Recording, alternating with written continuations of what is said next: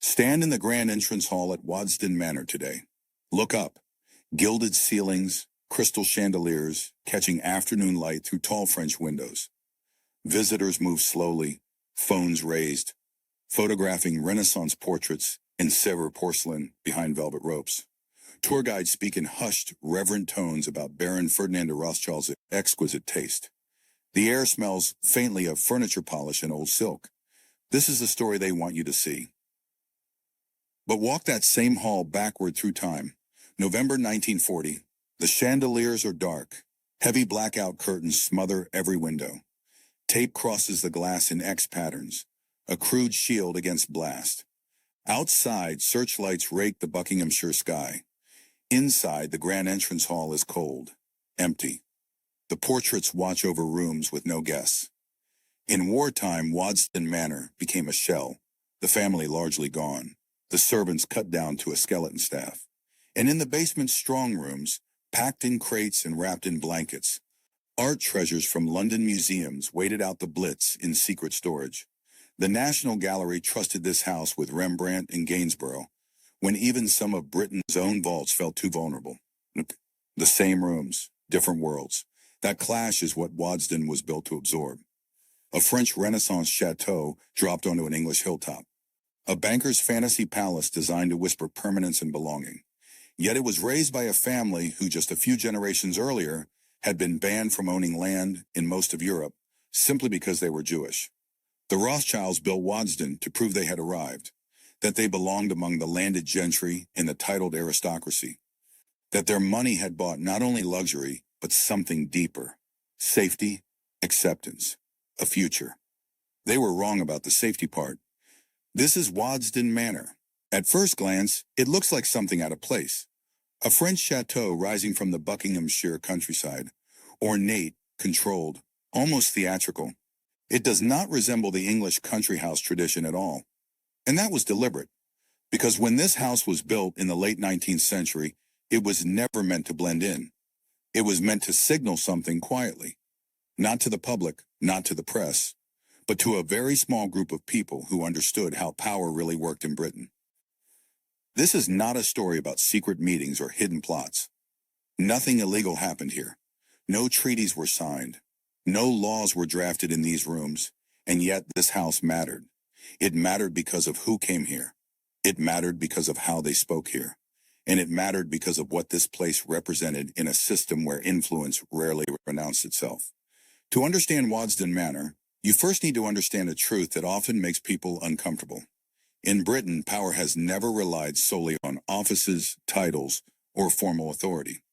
Much of it has always moved quietly, through relationships, trust, and access. And Waddesdon Manor was built precisely for that world.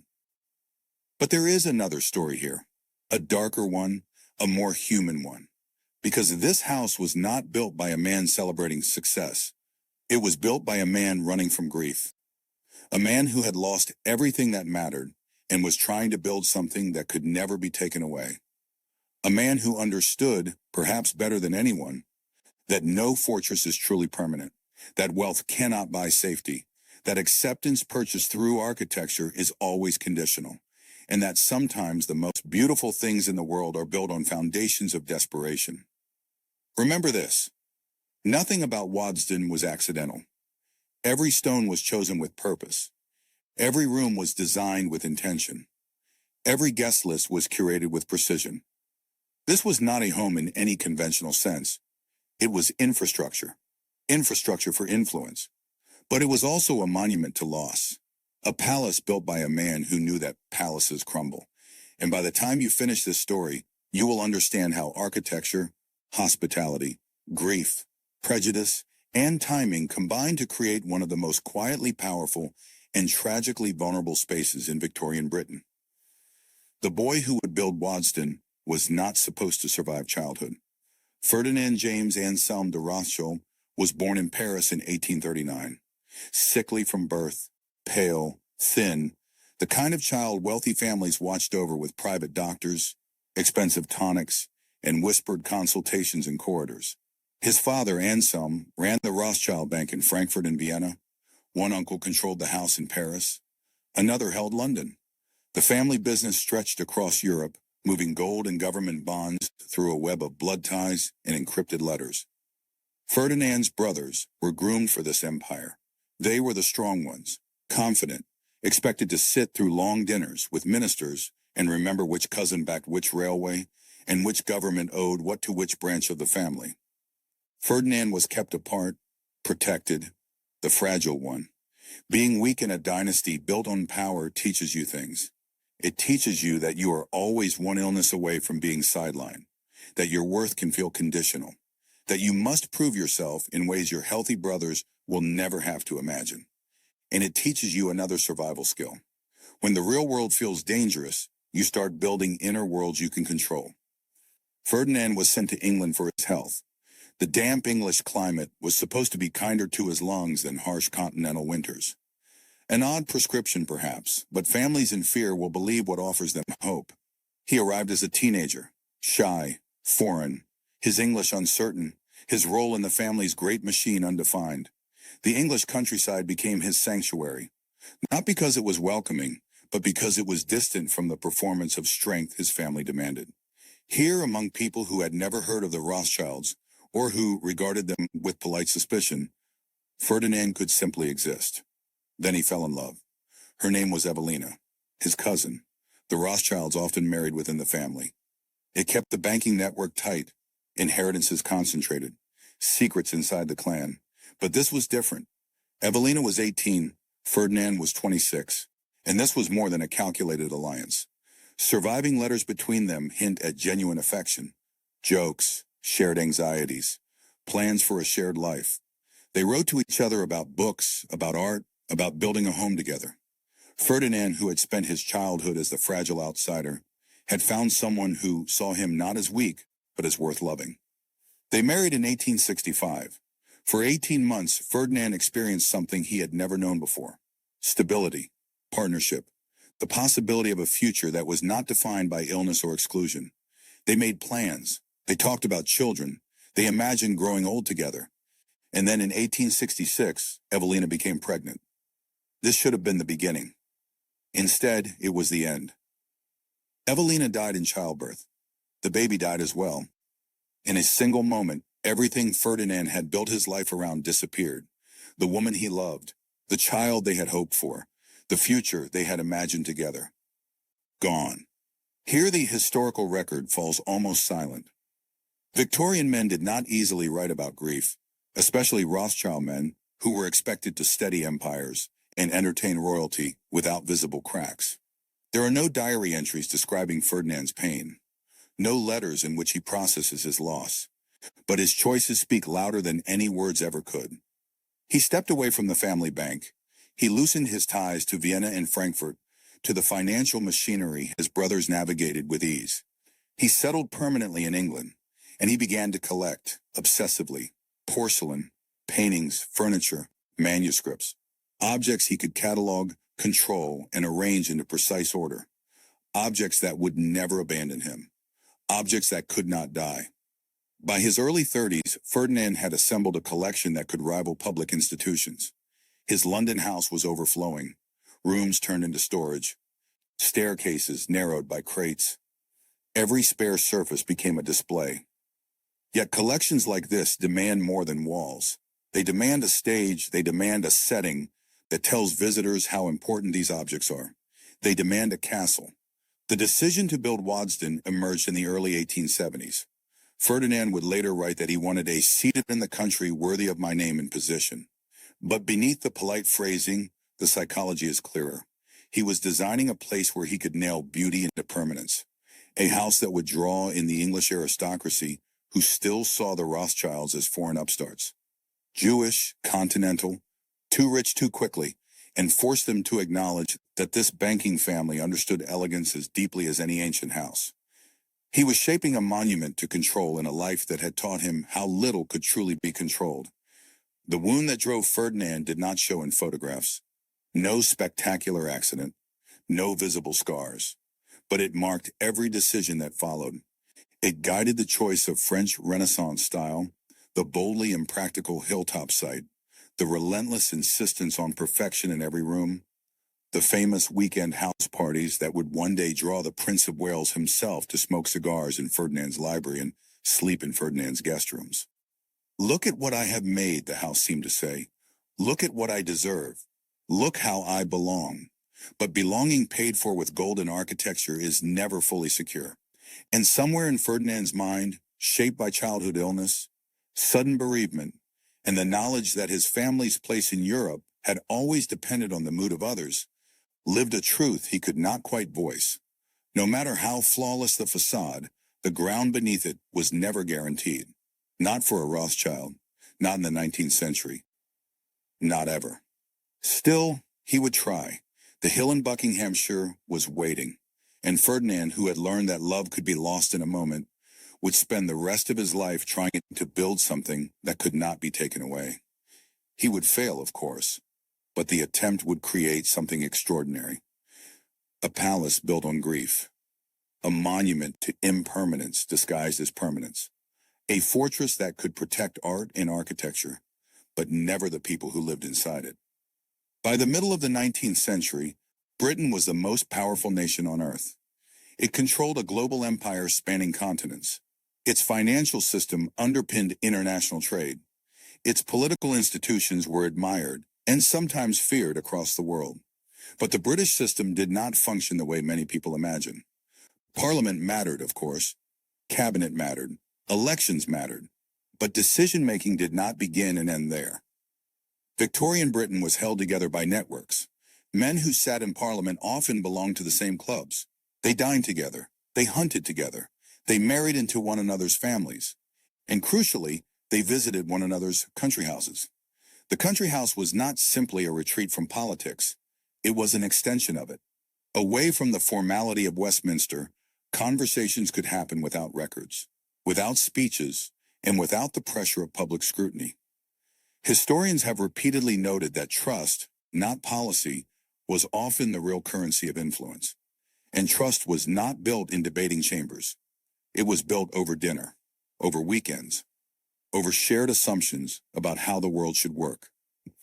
This was the world into which Waddesdon Manor was born, a world where power moved through drawing rooms as much as through Parliament, where a weekend invitation could matter as much as a committee appointment, where being comfortable in someone's home often preceded being comfortable with their ideas. What you are seeing here is not architecture. It is infrastructure designed to facilitate a particular kind of conversation, the kind that happens when formality recedes, when hierarchies soften, when people speak not for the record, but for understanding. Victorian elites understood something fundamental about influence, that it required repeated contact, that it required environments where people felt at ease, that it required spaces designed not to overwhelm, but to welcome.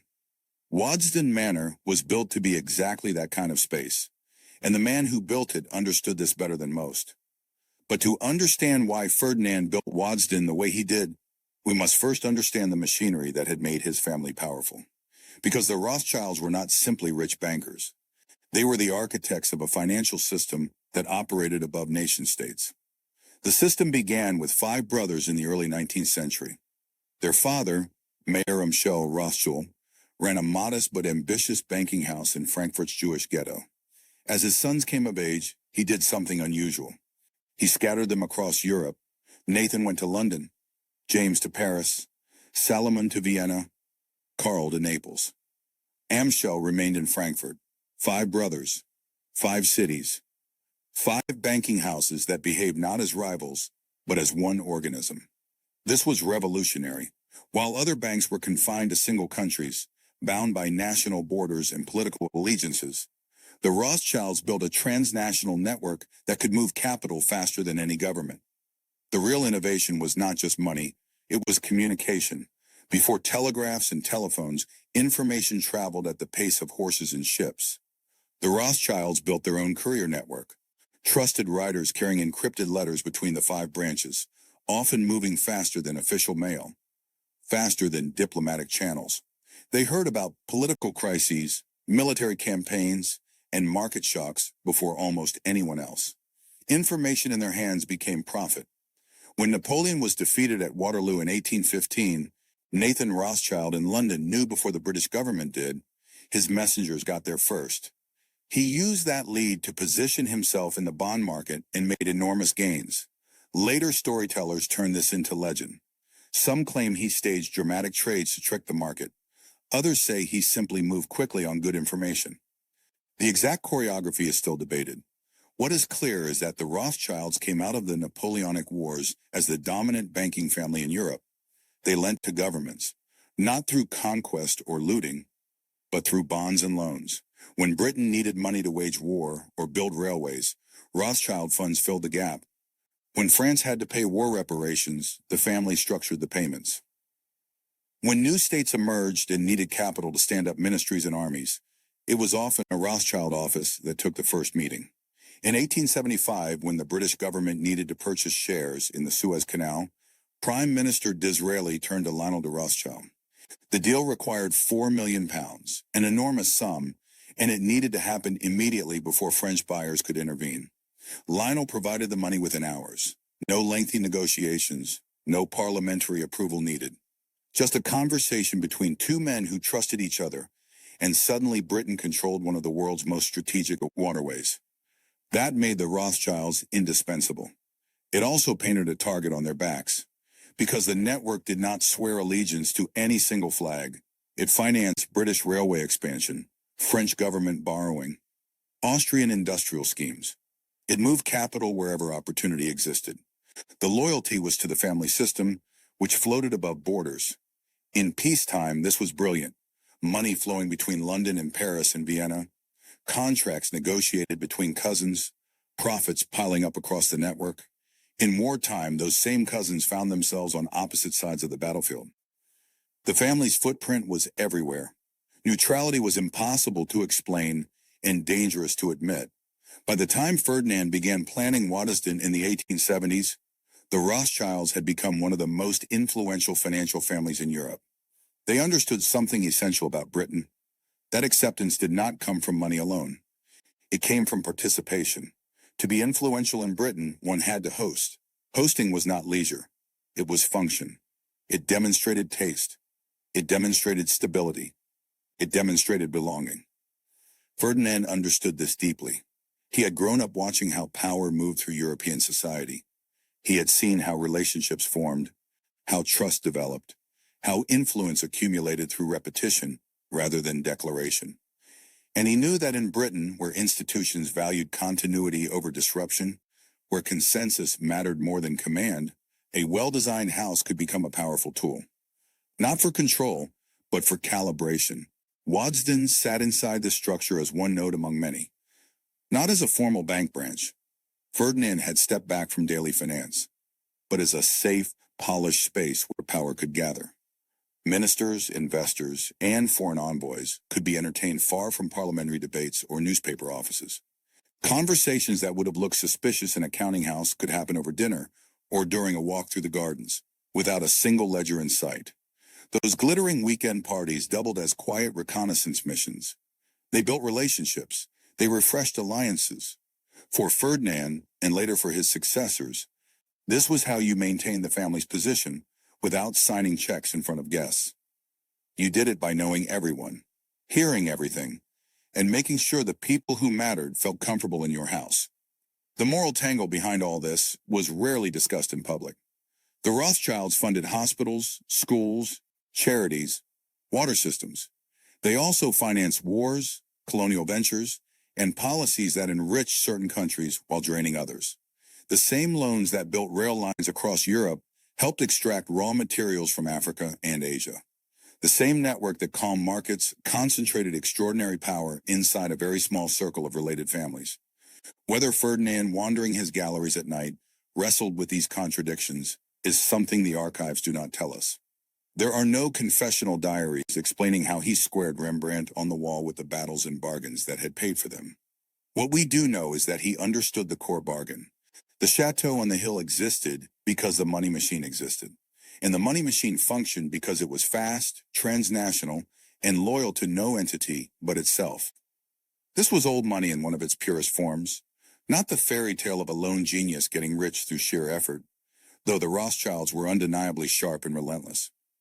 But wealth built through a system that lived above nation-states. capital that moved faster than laws could catch it, power that answered first to family interests and only distantly, if at all, to public oversight.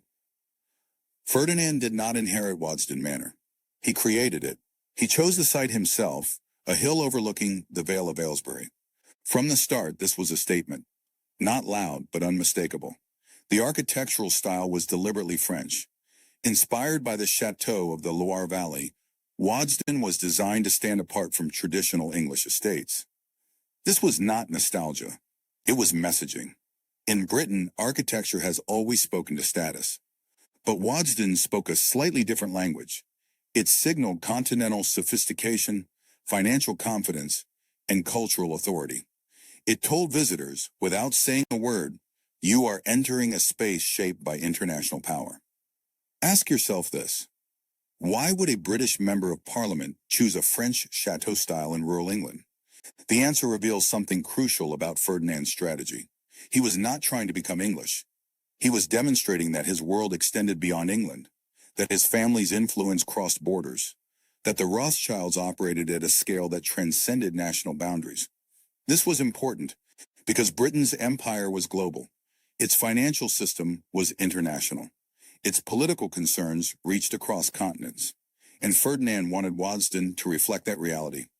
He wanted it to signal that the people who gathered here understood the world not as a single nation, but as a connected system of trade, finance, and diplomacy. But there was something else in that choice, something more personal, something about a man who had never quite belonged anywhere, building a house that deliberately refused to fit into any single tradition. A French chateau in England, a Jewish banker's palace among Christian aristocrats, a monument to permanence built by a man who had learned that nothing is permanent.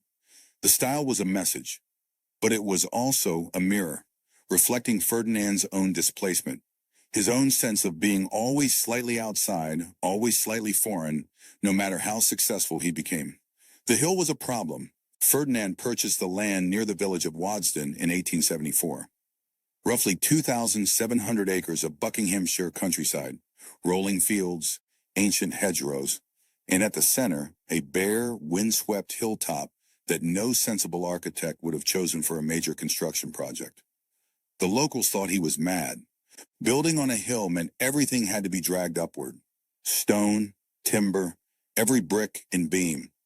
Thousands of tons of material fighting gravity on roads that did not yet exist. The nearest railway station sat miles away. The village of Waddesdon itself was tiny, unprepared for what was about to descend on it. When Ferdinand's agents started hiring laborers and placing enormous orders for supplies, the true scale of the plan became impossible to ignore. This was not simply a country house. It was an engineering campaign disguised as architecture. Ferdinand hired a French architect, Gabriel Hippolyte de Staël. This choice alone tells us a great deal. De Staël was not an experimental modernist, nor was he a provincial designer. He was known for his work on French aristocratic estates. He understood lineage, symbolism, and historical reference. In other words, he understood how architecture communicates status. De Staël's task was not simply to design a house. It was to design a message that would be understood by the people Ferdinand needed to reach. The British elite, continental diplomats, financial leaders, cultural figures, people who moved between worlds and understood the language of architecture. The irony was obvious to everyone. A Jewish banker hiring a French architect to build a French palace in England to impress the English aristocracy. But Ferdinand understood symbols better than most. If you cannot be born into old European elegance, you can at least buy its blueprints and reassemble them, stone by stone, on foreign soil. The real work began in earnest in 1877. First came the hill itself. The bare summit had to be reshaped, leveled, and prepared for foundations that could carry a weight the land had never borne before. Steam engines were hauled in to power the excavation. Workers dug down to bedrock in places, then raised massive retaining walls to hold the altered terrain in place. This was Victorian engineering at its most ambitious. Men with shovels and steam-powered machinery, reshaping a landscape to match one man's vision. The work was dangerous. Records are incomplete, but accidents were inevitable. Men fell, equipment failed, the hill resisted. Then came the approach. Ferdinand commissioned a winding drive that climbed the hill in curves, revealing the house in stages as carriages ascended. The road was not just practical, it was theater. You were meant to feel anticipation rise with every turn. Later visitors would describe the journey as breathtaking, which was exactly what the design intended. The ascent mattered. It prepared the visitor. By the time guests arrived at the entrance, they had already absorbed the message. This was a place of consequence, a place designed to impress but not to intimidate, a place that balanced grandeur with welcome. Slowly the house emerged from plans into reality. Pale stone arrived from Bath. Slate for the roof came from Wales. Ornamental carvings were entrusted to craftsmen brought in from France. A central tower, wings stretching east and west, dozens upon dozens of windows, tall, multi-paned, designed to flood the interiors with light in a way most English country houses never attempted. Waddesdon's style draws heavily from the Renaissance château of the Loire Valley. To British eyes of the 19th century, this was striking, almost provocative. English country houses traditionally emphasize restraint, symmetry, subtlety. French château architecture, by contrast, spoke of court culture, of monarchy, of continental sophistication. By choosing this style, Ferdinand was making a quiet declaration that his world extended beyond Britain alone. Style can signal allegiance without stating it, and Waddesdon's style signaled that the Rothschilds operated at a European, even global scale. This was not arrogance, it was accuracy. The family's financial operations spanned continents. Their concerns crossed borders, and their house reflected that reality.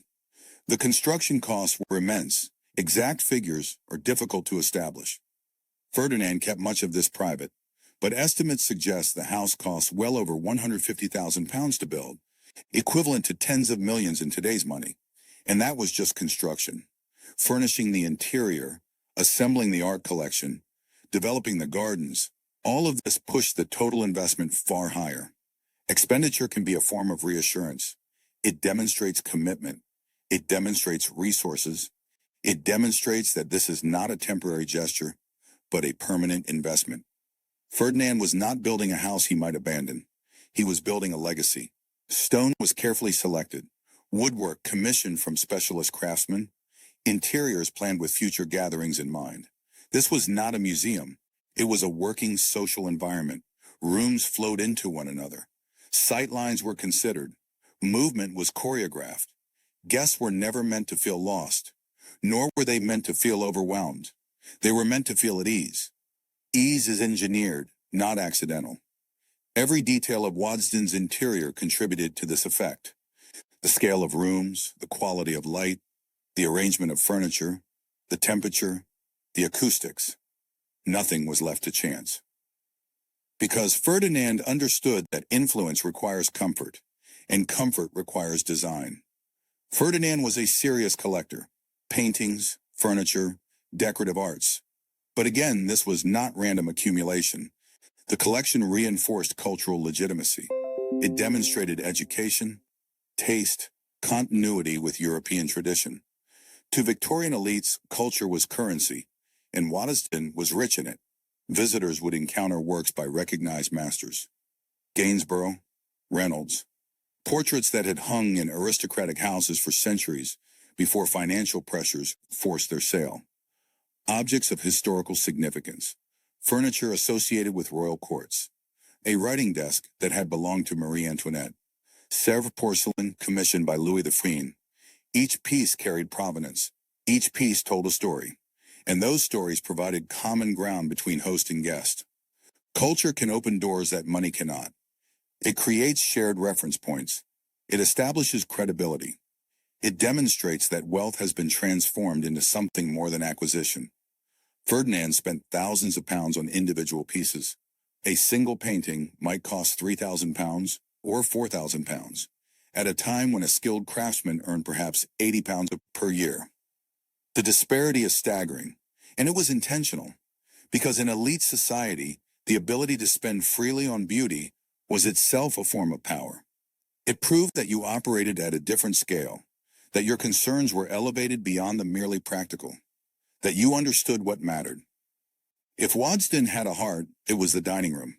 This was where conversations unfolded naturally, where hierarchies softened, where opinions were exchanged without formality. The room was designed for interaction, lighting positioned to illuminate faces without glaring. Acoustics calibrated so conversation could flow without shouting. Seating arrangements that could be adjusted to bring specific guests together or keep others apart. Nothing was left to chance. Because in elite society, dining was not leisure. It was function. Many decisions begin where meals are shared. This is not unique to Victorian Britain. It is a pattern repeated across cultures and centuries. But the Victorians refined it into an art form. Meals were structured, courses paced, conversation guided, and hosts who understood this could create environments where ideas moved naturally from person to person, table to conversation to action. The gardens at Waddesdon were not wild. They were ordered. Terraces descended from the house in geometric precision. Sightlines carefully framed views of the surrounding countryside. Pathways guided visitors through planned sequences of experience. Fountains provided focal points. Statues marked key intersections. Nature here was shaped, not dominated, but guided. This reflected a broader Victorian ideal.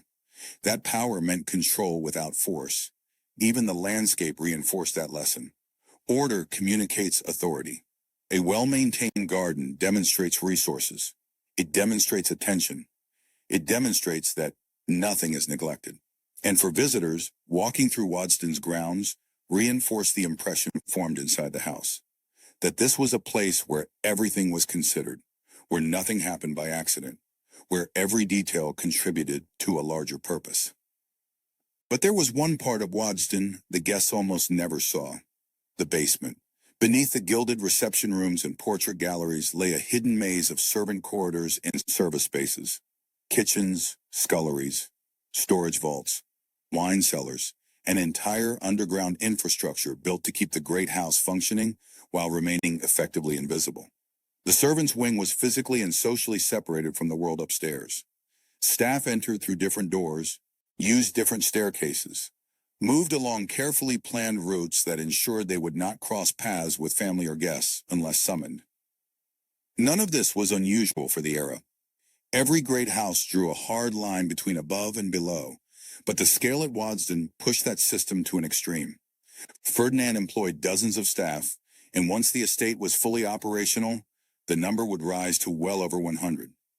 Each person had a defined role: footmen, maids, cooks, grooms, gardeners, and each understood that the effortless magic upstairs, the perfectly timed courses, the blazing fires, the spotless rooms, depended on them staying out of sight.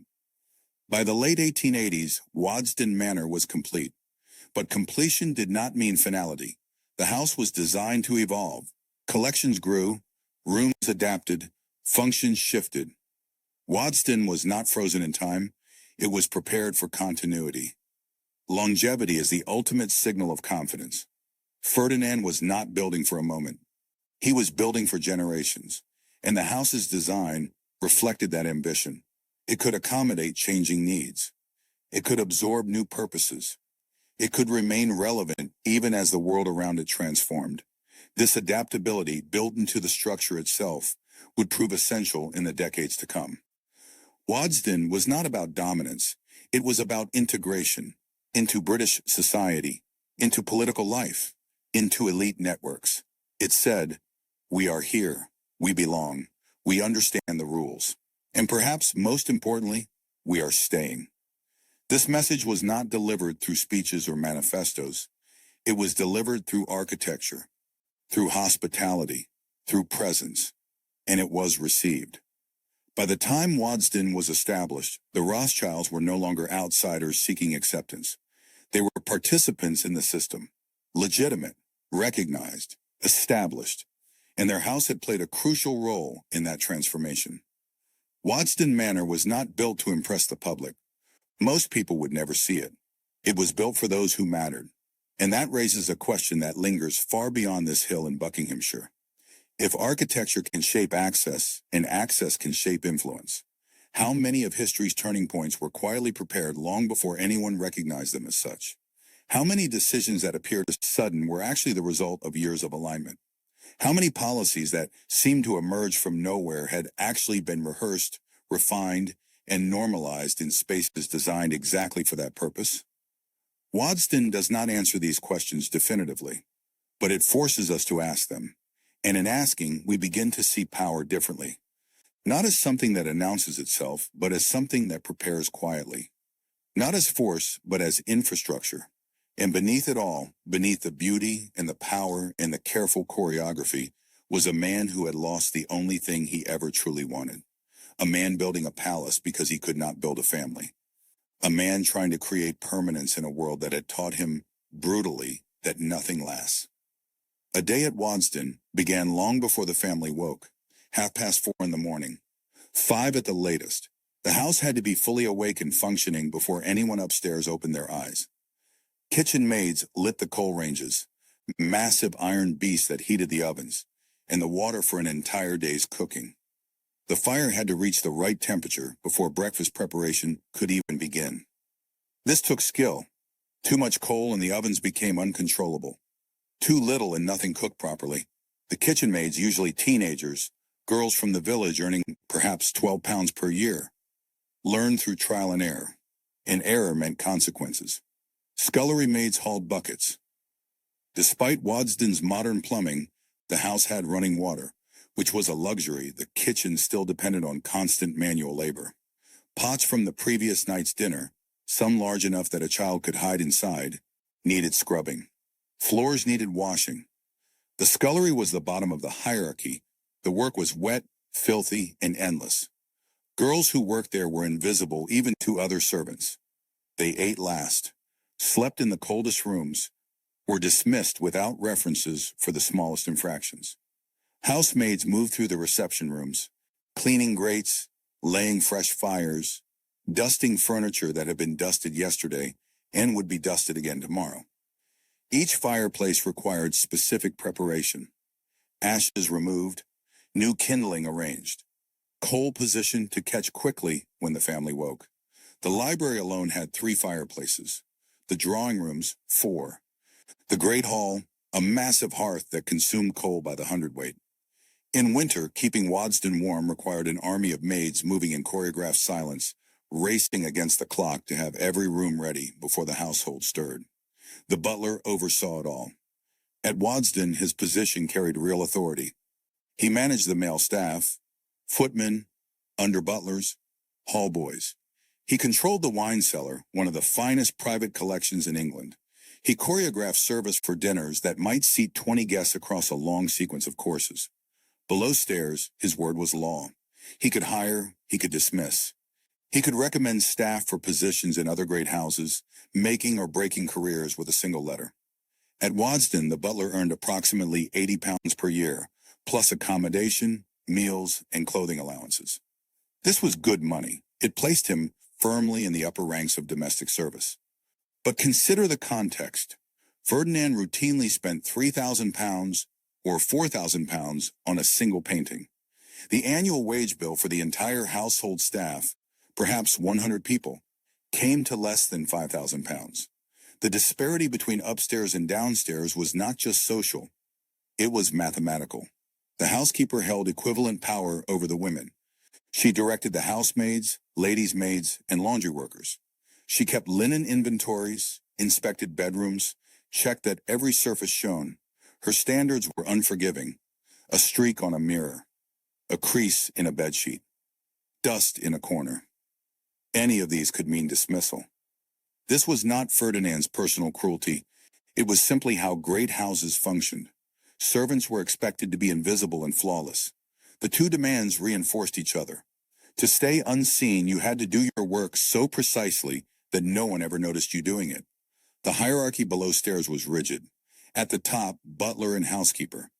Just beneath them, valets and ladies' maids, those who dressed the family and guests, handled personal possessions, maintained wardrobes. These were skilled positions. A lady's maid needed to understand fashion, fabrics, hairdressing. A valet needed to know how to press clothes, maintain boots, pack for travel. They earned £25 to £40 per year, depending on experience. Below that layer came the footmen and housemaids. Footmen were chosen partly for appearance. Tall men, well-built, able to wear livery impressively. They served at table, answered doors, carried messages. Housemaids cleaned, maintained fires, changed linens. Both groups earned £15 to £25 per year. Lower still, the kitchen staff. Cooks, undercooks, kitchen maids. The head cook at Waddesdon was skilled and valued, earning perhaps £50 per year. Those beneath her earned far less. And at the very bottom, scullery maids and hallboys. Teenagers doing the filthiest work for the smallest pay, £10 to £15 per year. Barely enough to survive. Everyone knew their place. Crossing a boundary meant consequences. A housemaid who spoke to a footman above her station could be reprimanded. A kitchen maid who ventured into the reception rooms uninvited risked dismissal. The system depended on everyone accepting their position without question. Servants' meals were taken in shifts in the servants' hall, a large room in the basement. Even here, status dictated everything. Upper servants, butler, housekeeper, valet, ladies' maids ate apart from the rest. They had better food, served on better crockery, at a table where conversation was allowed. They ate roast meats, vegetables, puddings, not the same quality as upstairs, but substantial. Lower servants ate more quickly, spoke less, and went straight back to their tasks. Their food was plainer. Bread, cheese, leftovers from upstairs meals, portions carefully calculated to provide energy without waste. The message was clear. Even in eating, hierarchy ruled. The bell system controlled movement like a nervous system. Every major room upstairs had a bell pull. When someone tugged it, a corresponding bell jingled downstairs in the servants' corridor. Springs and wires ran through the walls, connecting the two worlds. Each bell had its own tone. Experienced staff could identify the calling room by sound alone. When a bell rang, somebody moved immediately. The family and their guests did not wait. What the servants actually thought of their employers is only partly visible.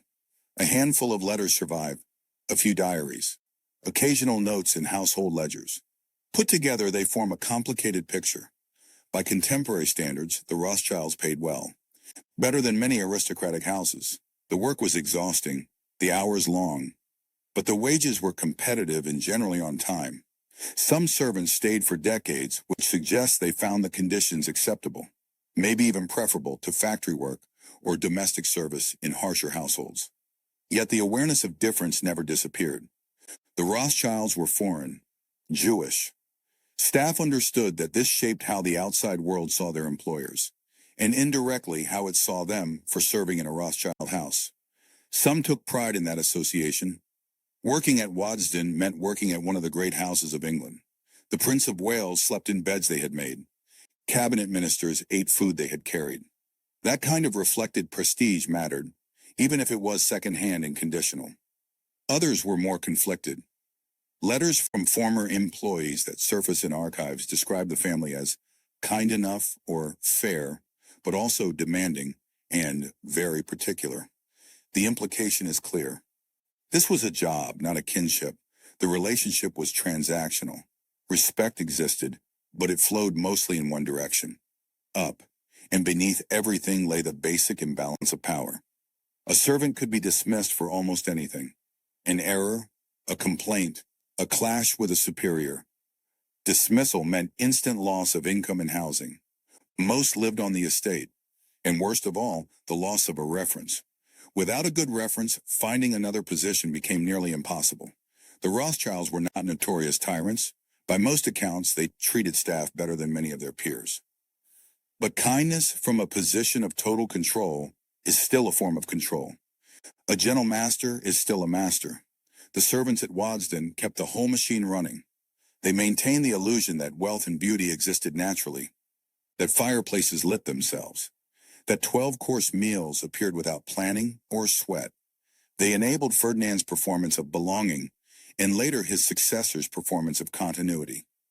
They did all of this knowing that no matter how critical their work was, they would never dine in the great hall upstairs, never sit and read in the library, never own anything remotely like the objects they cleaned and polished every day. That was the bargain. That was how old money operated. not just as accumulated capital, but as accumulated invisible labor. Other people's effort built into the walls and then written out of the story. Consider one more detail: the servants' names. For decades, they remained largely unrecorded in official histories. Guidebooks mentioned the staff. Tours described servants.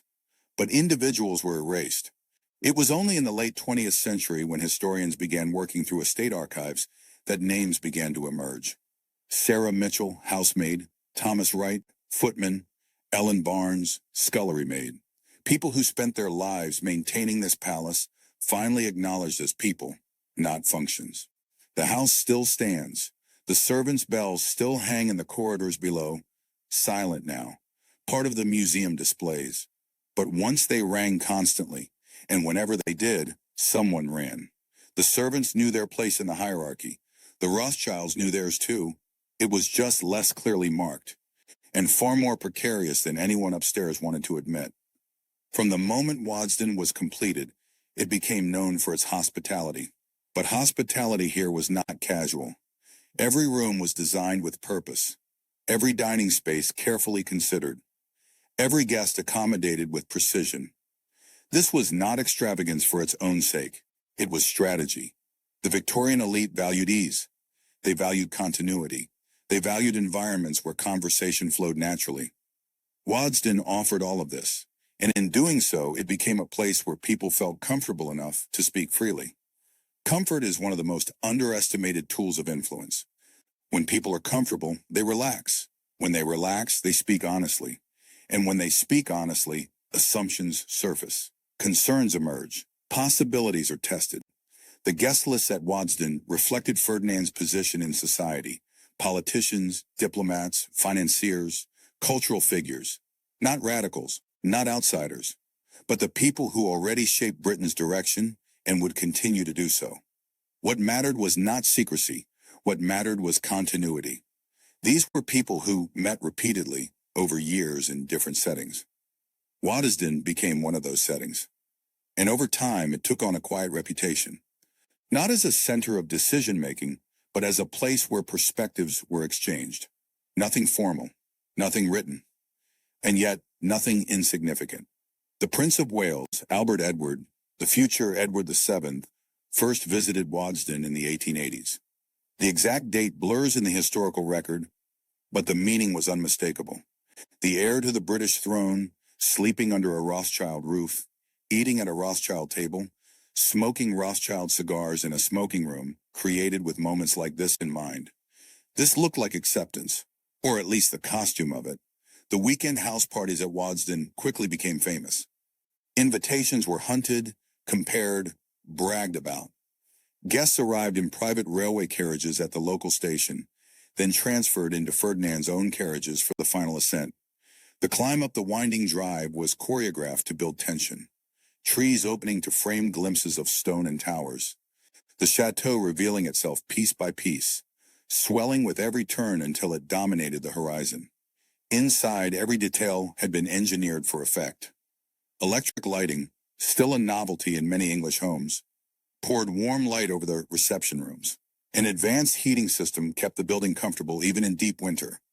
Hot water waited in guest bedrooms, a luxury some older aristocratic houses still did not manage consistently.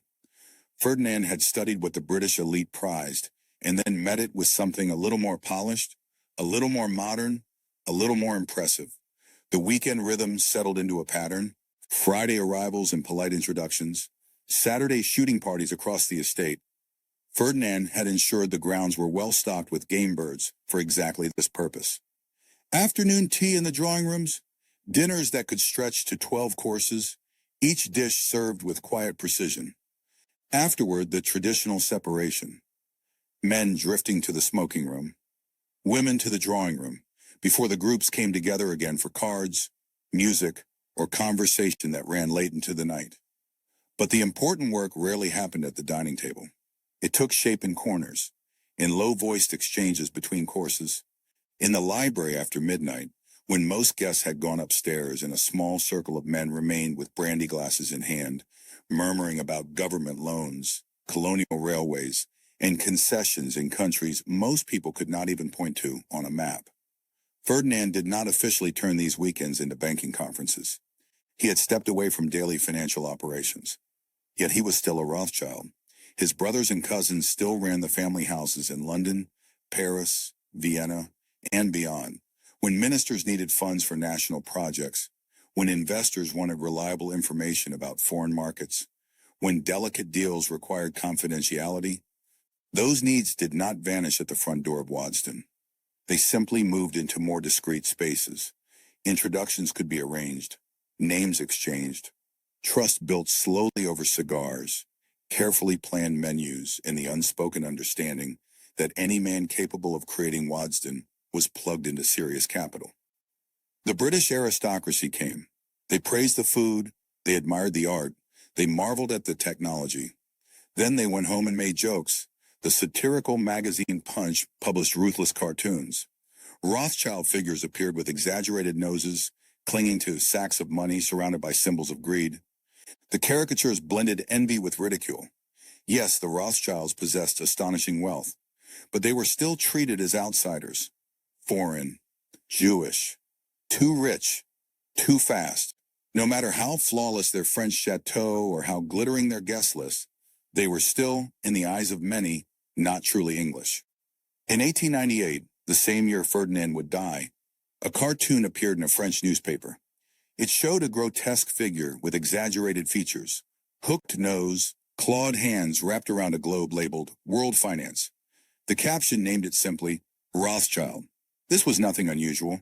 Caricatures like that appeared regularly across Europe, in Germany, in Austria, in France, and in England. The details changed slightly. Sometimes the figure clutched money bags, sometimes puppet strings attached to tiny politicians, sometimes both at once. But the message never shifted. The Rothschilds as sinister, inhuman forces, secretly controlling world events. These were not underground leaflets. They ran in mainstream newspapers, in popular magazines sold on street corners, in political pamphlets passed around in parliaments. The anti-Semitism was casual, normalized, woven into everyday public life. And yet the Prince of Wales kept visiting Waddesdon. Queen Victoria had attended Rothschild weddings. The family held titles: Baron Ferdinand, Baron Lionel, Baron Nathaniel, granted by the British Crown and other European monarchs. They were on guest lists for state occasions. Their donations funded hospitals, schools, parks. Buildings in London and Paris carried their name. This was the paradox. The Rothschilds lived inside it. At once essential and despised, welcomed and mocked, powerful and exposed.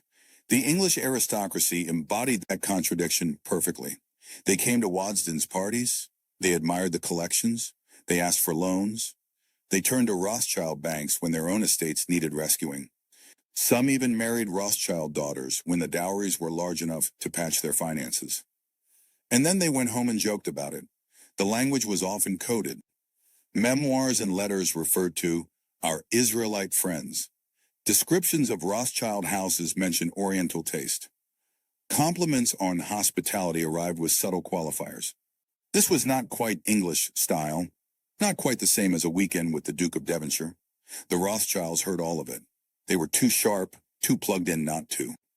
Ferdinand read the papers. He saw the cartoons. He received letters from relatives on the continent describing worse: street attacks, boycotts, new rules restricting Jewish businesses, political campaigns built entirely on hostility to Jewish wealth. His answer was to build higher, to refine further, to make Waddesdon so magnificent it could not be brushed aside. If they were going to sneer anyway, let them sneer at a Renaissance chateau full of masterpieces their own families had been forced to sell to pay debts. This was defensive architecture. Not only stone walls and towers, but taste and elegance sharpened into a shield against prejudice. Every flawless dinner party was an exhibit. Every royal visit was another line of evidence. See, the house seemed to insist. Look at what we have created. Look how well we understand your world. Look how we belong. But belonging bought through perfection is exhausting. Because once perfection becomes the entry ticket, it has to be maintained always. One scandal, one misstep, One moment of seeming too Jewish or too foreign or too aggressively wealthy in the wrong context, and the fragile acceptance could shatter. The Rothschilds could not afford to be merely competent. They had to be exceptional in every direction. Their houses had to be more impressive, their parties more polished, their philanthropy more visible, their business dealings more discreet. Any failure seemed to confirm what the cartoons already claimed, that they were outsiders playing dress-up as aristocrats. That pressure seeped into everything, into the obsessive attention to detail at Waddesdon, into the carefully curated guest lists, into the political donations spread across parties so that whoever won elections, someone at the top would feel indebted to the family, into the strategy of marrying within the clan, keeping money and influence tightly contained, into the disciplined silence whenever a new caricature appeared. Never complain, never explain, never feed the fire. It was a survival strategy wearing the mask of effortless success, and it worked to a point. The family kept its power. Waddesdon kept its sheen. The banking network kept humming.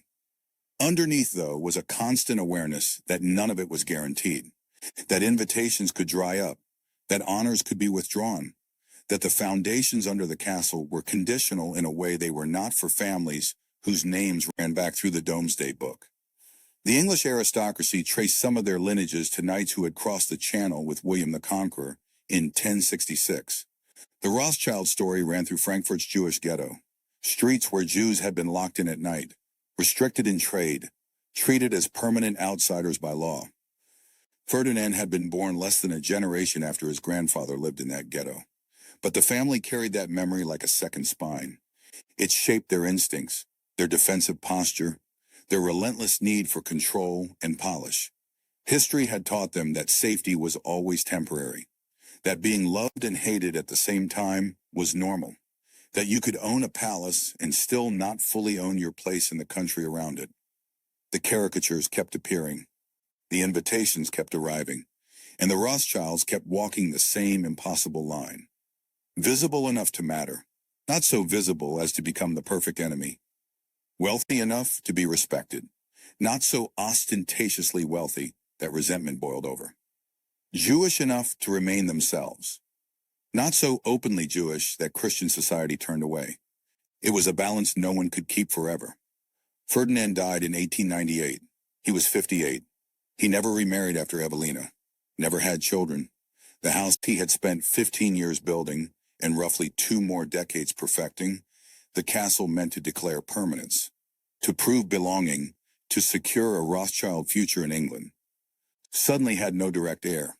This was the flaw in using architecture as proof of stability.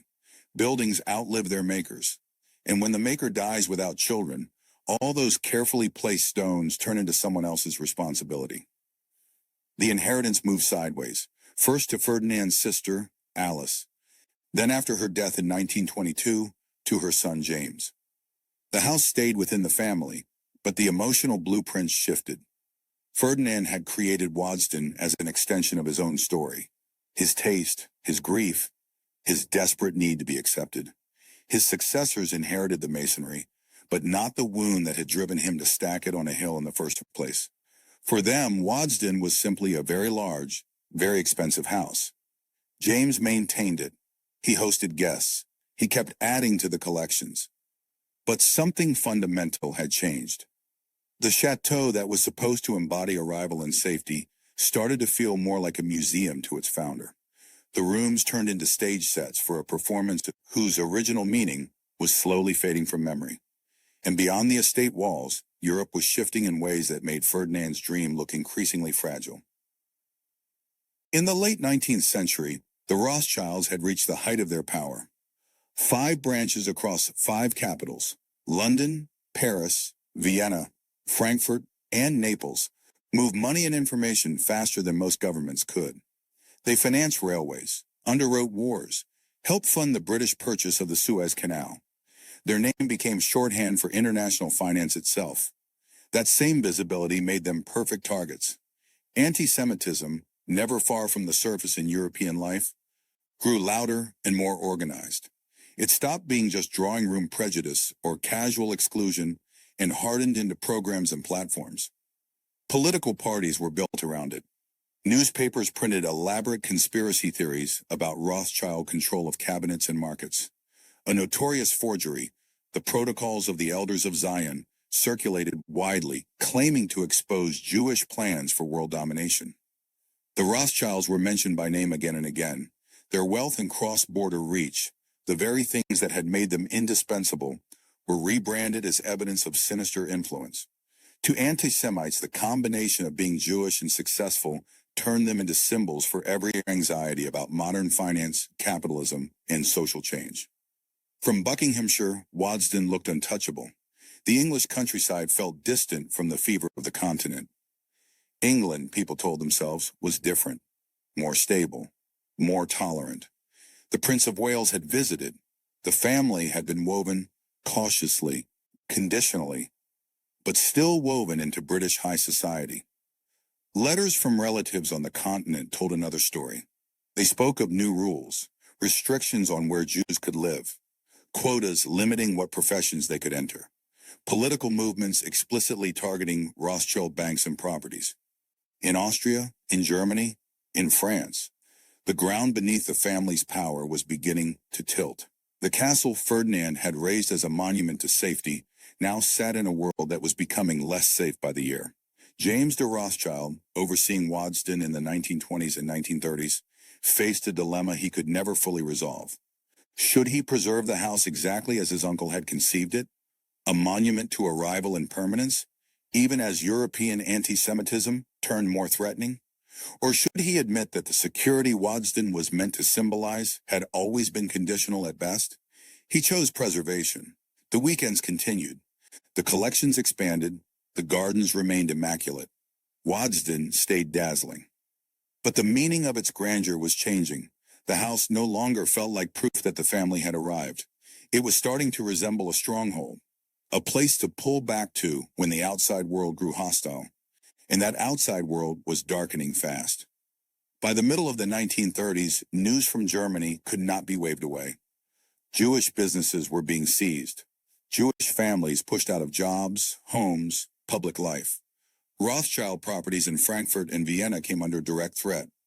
Relatives fled to London, to Paris, to anywhere that still seemed relatively safe. The Nazi propaganda machine fixated on the Rothschild name. State-produced posters and broadcasts painted them as the invisible masterminds of international finance, the supposed puppet masters behind governments and wars. Conspiracy theory turned into official ideology, and now it was backed by the full machinery of a modern state. Police, courts, bureaucracy, army, all aimed at dismantling exactly the kind of network power and security the Rothschilds had spent generations constructing. Waddesdon still stood. The parterres were still precisely trimmed. The art still glittered behind glass. From a distance, nothing had changed. But the house on the hill was beginning to feel less like an answer and more like a question. What do you do with a castle when the ground beneath it starts to move? Then came November 1938. Letters and cables arrived at Waddesdon describing Kristallnacht, synagogues burning, Jewish shops smashed and looted, men dragged from their homes and beaten in the streets. It was not random fury, it was coordinated, state-directed violence. James convened a family meeting at Waddesdon in late 1938. The agenda was brutally simple: survival, how to get remaining relatives out of Germany and Austria, how to protect what assets could still be moved, how to keep the still functioning parts of the banking empire alive while accepting that some branches would have to be abandoned. The château, sitting on its English hill, felt both sheltered and exposed.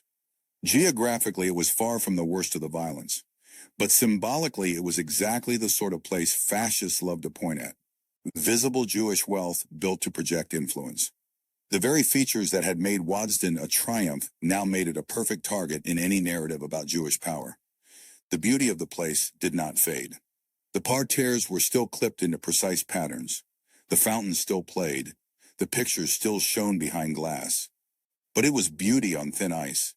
Everyone could sense the cracks, even if they could not yet see how deep they ran. By 1939, the question was no longer whether war would return to Europe. It was what and who would still be standing when it was over. Ferdinand had built Waddesdon to last forever. to nail down permanence. To prove that the Rothschilds belonged in Europe as much as any family with a coat of arms older than the printing press. Roughly 60 years later, Europe was preparing to tear itself apart again. And this time, the Rothschilds were not just convenient symbols in cartoons. They were being named explicitly as enemies. The lights at Waddesdon would go out again soon. This time, nobody could be sure they would ever come back on. The blackout order came in September 1939. Every window at Waddesdon had to be covered. Heavy curtains went up. Tape was stretched across panes in X patterns to reduce shattering from blast. The chandeliers that had once symbolized Ferdinand's victory over darkness, electric light blazing in the countryside when nearby villages still relied on gas, went dark. The house became a shadow of itself. James de Rothschild joined the military again. Even though he was in his 40s, he had served in the First World War, been wounded, gone back. Now he was doing it all over again. The family's London house was shut. Waddesdon became the main refuge, but only in a stripped-down, hollow version of what it had been.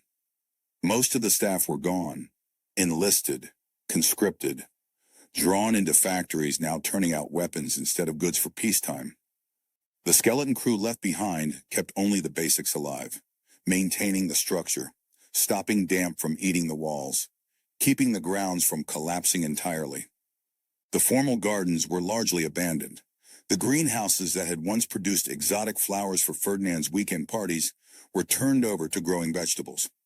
It was practical, and it was symbolic. The house built to showcase refinement now concentrated on simple survival. Then a quiet request came from the British government. The National Gallery in London needed safe storage. German bombing raids threatened the capital's museums. Priceless paintings and sculptures needed to be moved out to places that could be secured and kept dry, cool, and stable. Waddesdon, with its thick walls, strong rooms, and distance from the city, was ideal. Crates arrived in 1940. Carefully packed canvases, sculptures wrapped in protective materials, works by Rembrandt, Gainsborough, Reynolds, pieces that defined British cultural identity, hidden in the basement of a house built by Jewish immigrants to prove they understood European culture as well as anyone. No one involved missed the irony. The house became a strange hybrid, part empty mansion, part military staging area. Troops were occasionally billeted on the grounds, part secret vault for a national collection. The grand entrance hall, where Ferdinand had once entertained princes, now held stacked crates marked with inventory numbers instead of guests in evening dress. Meanwhile, across Europe, the family's worst fears were coming true. The Paris Rothschild mansion was seized by the Nazis in 1940 after France fell. German officers took over the rooms. Hermann Goering personally chose pieces from the Rothschild collection for his private hoard. The theft was not random looting. It was planned, written down, enforced by the Nazi state. Vienna properties had already been taken. The Frankfurt house, the ancestral seat where Mayor Michel had started the banking business, was destroyed. Relatives who had not escaped were murdered. The exact number will never be fully known. Holocaust records were incomplete. Some were deliberately erased. But Rothschild family members died in camps. The name that had once stood for wealth and power offered no protection against a system built to exterminate. Letters reached Waddesdon slowly, through neutral countries and delayed channels. Each envelope brought worse news. Cousins missing, homes emptied, businesses dissolved by decree, bank accounts drained under the cover of law. The European network that had taken 5 generations to build was being methodically dismantled. James, serving in British uniform, received these updates between duties. The mental whiplash was brutal. He was fighting to defend Europe while learning that Europe was wiping out his family's place within it. Fighting for civilization while that same civilization revealed what it was capable of doing. Waddesdon itself stood. The roof was intact, the walls held, the pictures stored in its basement survived without damage. But the world it embodied, the belief that money, art, and careful social choreography could create lasting safety, was gone. Some Rothschilds who escaped to Europe spent time at Waddesdon during the war. Refugees in a house their own relatives had built to announce arrival. The château finally became what it had always threatened to become. Not a symbol of having been accepted, but an actual fortress.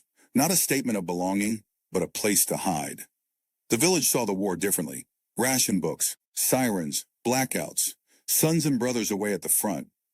But they also watched Waddesdon change. The grand estate that had seemed separate from ordinary life was now part of the national emergency. The Rothschilds, long whispered about as foreign and suspect, were suddenly visible on the same side as everyone else.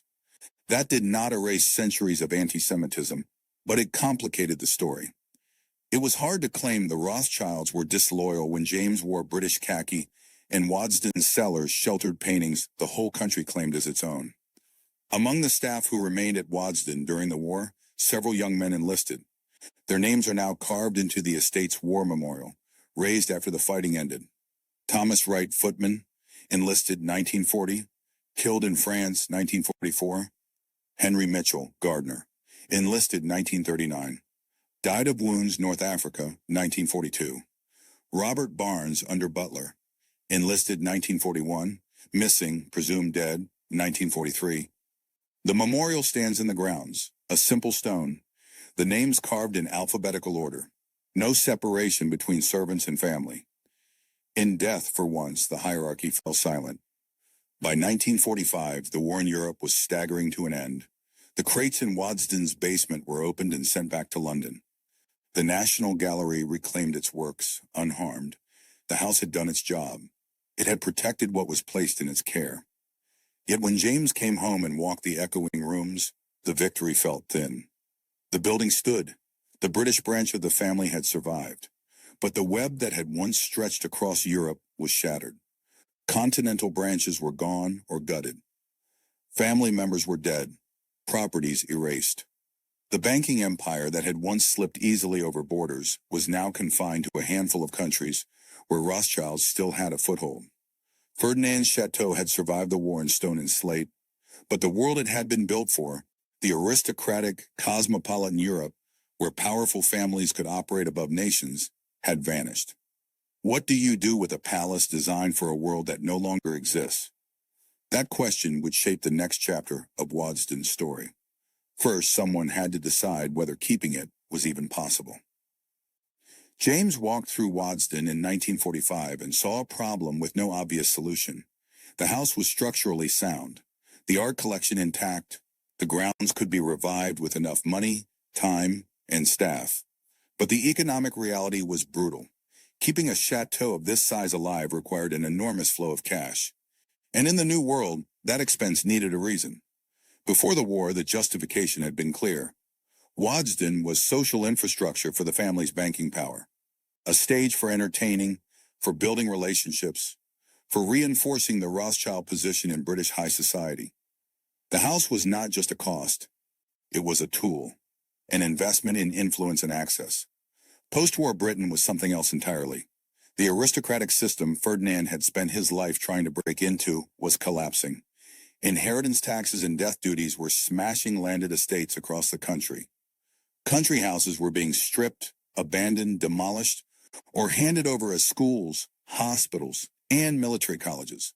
The great weekend house parties were ending, not because people had stopped wanting them, but because almost nobody could afford to host them. The Rothschild banking operations had survived, but in a reduced, reshaped form. The old European network was fractured. The need for a grand English estate to impress continental cousins and clients had largely vanished. Many of those cousins were dead or scattered. Those clients were now dealing with new institutions in a new financial order. On paper, James had obvious options. He could sell Waddesdon, find a buyer willing to shoulder the maintenance, break up or auction the collection, turn the house over to an institution and walk away. Other families in similar positions were doing exactly that every month. But there was someone who could not accept that answer. Yeah, Dorothy de Rothschild, James's wife, saw something else when she looked at Waddesdon. She understood that it was more than a beautiful, expensive problem. It was a document in stone and wood, a record of a particular moment in European history, a monument to what a Jewish banking family had built and what it had survived, evidence of extraordinary success and at the same time of deep vulnerability. To simply sell it off or let it decay felt like tearing out a chapter of history. Yet keeping it as a private family house felt increasingly unrealistic. The solution they moved toward was radical for its era. Collaborate with the National Trust, a British organization created to preserve places of historic importance, and shift Waddesdon from private palace to public heritage. This was not a simple act of charity. The negotiations were detailed and tough. The family would keep certain rights and a voice in how things were done. The house would be preserved to agreed standards. The core of the art collection would stay together on site. Public access would be offered, but carefully controlled, so that the property was protected even as people who would never have been invited in Ferdinand's day could finally walk through the rooms. Agreeing to this meant admitting something Ferdinand had spent his life resisting, that Waddesdon's greatest value now lay in its historical meaning, not in its use as a private status symbol, that its significance went beyond the family, that the surest way to save what he had created was to surrender exclusive ownership of it. James died in 1957, before the full transition could be completed. Dorothy carried the project forward. The formal arrangement with the National Trust was finalized in the late 1950s, though the family stayed involved in management and continued to add pieces to the collections. Waddesdon acquired a new identity, no longer a private residence performing aristocratic belonging. Instead, a museum and heritage site trying at first cautiously to acknowledge its layered history while preserving its visual splendor. But real preservation demanded honesty, and honesty meant asking questions that earlier generations had mostly avoided. What exactly had Ferdinand been doing when he built this place? How specifically had the money been earned that paid for every stone and painting? Where were the stories of the people downstairs, the servants whose labor had made the illusion of effortless luxury possible? How did anti-Semitism shape the family's choices? What compromises had they made to survive inside a system that never fully accepted them? For decades after opening to visitors, the official story stayed on safe ground. Guides talked about the architecture, the provenance of the paintings, the brilliance of Ferdinand's taste. Guests walked through rooms hearing about French furniture, Sèvres porcelain, and Renaissance portraits. Almost nothing about the lives lived here or the political storms raging outside the windows. It was comfortable history, beautiful history, a version of the past that let people admire wealth and culture without having to think too hard about how either was acquired. It was also incomplete. As time passed and new historians and curators took charge, pressure grew to widen the frame. The archives were opened properly. Boxes in attics and storerooms were examined. Servant records were read. Letters between family members decoded. Account books combed through. Slowly, a different picture came into focus. Ferdinand was not just a refined collector. He was a man marked by illness and grief, building a fortress against loss and rejection. The weekend parties were not just scenes of elegance. They were calculated performances designed to purchase a sense of belonging that remained conditional. The servants were not anonymous staff. They were individuals with names, hopes, and sharply limited choices, working inside a hierarchy that exploited their labor, however relatively kind their employers might have been. The house began to tell these stories too, not to erase the beauty, but to frame it, not to deny Ferdinand's achievements, but to ask what they cost, to whom, and why. The change was gradual and not without resistance. Some visitors wanted the fairy tale version, the glowing château, the dazzling dinners, the simple narrative of exceptional taste and success. Others wanted the fuller account, the whole tangled, morally complicated story of what old money actually involves and what it demands from everyone caught up in its orbit.